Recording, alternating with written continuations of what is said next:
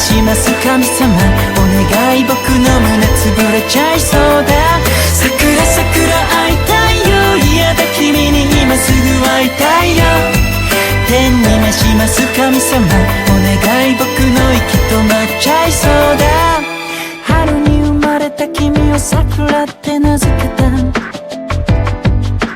可愛らしくひらがな3文字で桜。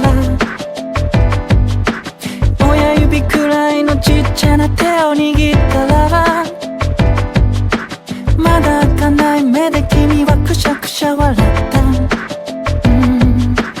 いつも僕は君と一緒だったなら、呆れるくらい写真をいっぱい撮ったな。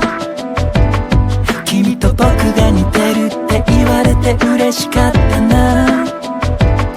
君と同じ風に僕はいっぱい笑ったんだな。桜桜会いたいよ、嫌だ君に今すぐ会いたいよ。天に召します